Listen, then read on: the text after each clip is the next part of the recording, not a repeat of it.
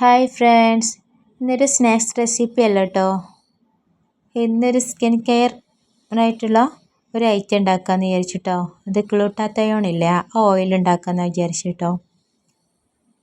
ഞാൻ ഫസ്റ്റ് ആയിട്ട് ഉണ്ടാക്കുകയാണ്. അതിൻ്റെ റിസൾട്ടും കാര്യങ്ങളൊക്കെ ഞാൻ 1 വീക്ക് കഴിഞ്ഞിട്ട് ഇതിൽ അപ്ലോഡ് ചെയ്യാം കേട്ടോ, അതിൻ്റെ വീഡിയോ.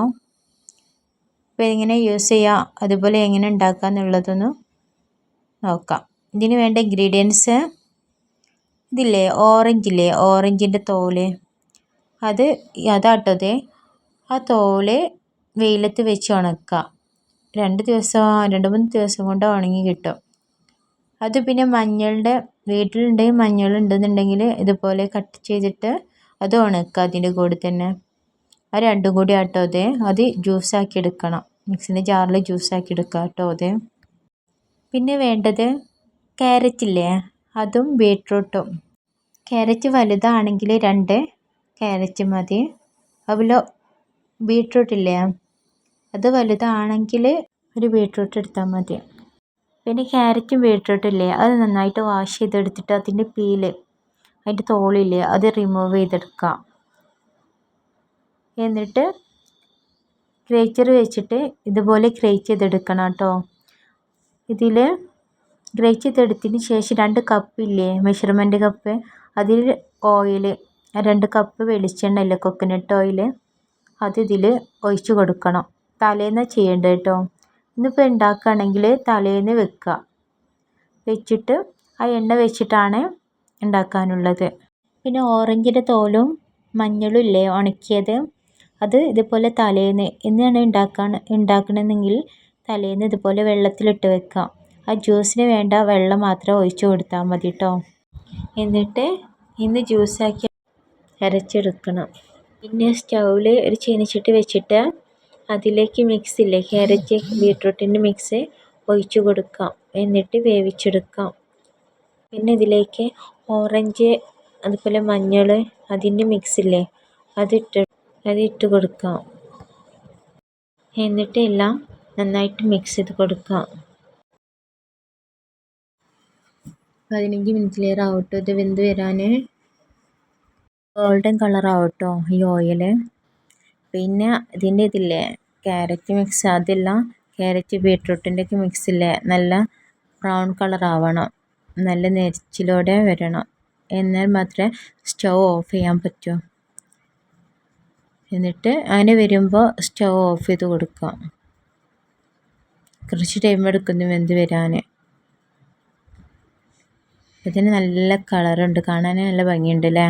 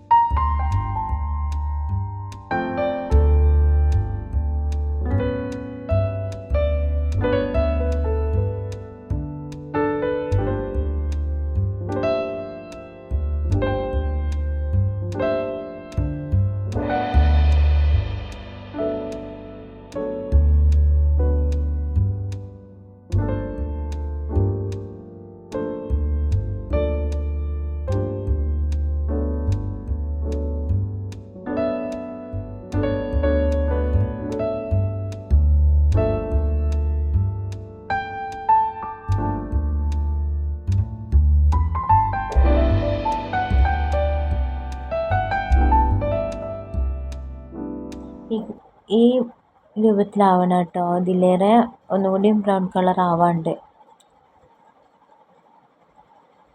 കുറച്ച് ടൈമും കൂടി വേവിച്ചെടുക്കാം. ഇങ്ങനെ മതി. ഈ ടൈമിൽ സ്റ്റവ് ഓഫ് ചെയ്യാം കേട്ടോ.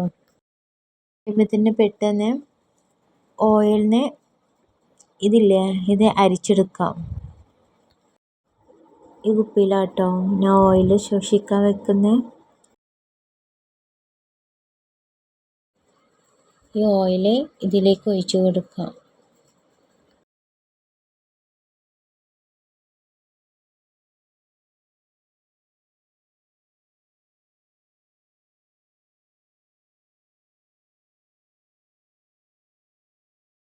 ഓയിൽ നല്ല ഗോൾഡൻ കളറായിരിക്കും ഉണ്ടായിരിക്കുക. ഇതുപോലെ അങ്ങനെ ഗ്ലൂട്ടാത്തയോൺ ഓയിൽ റെഡി ആയിട്ടോ. എത്ര ഇട്ടാ ബോട്ടിൽ കിട്ടിയത്? 2 കപ്പിൽ നിന്ന് ഇത്രയും ഓയിൽ കിട്ടിട്ടോ. ഇഷ്ടപ്പെടുകയാണെങ്കിൽ ലൈക്കോ സബ്സ്ക്രൈബ് ചെയ്യാൻ മറക്കരുത്. Thanks for watching.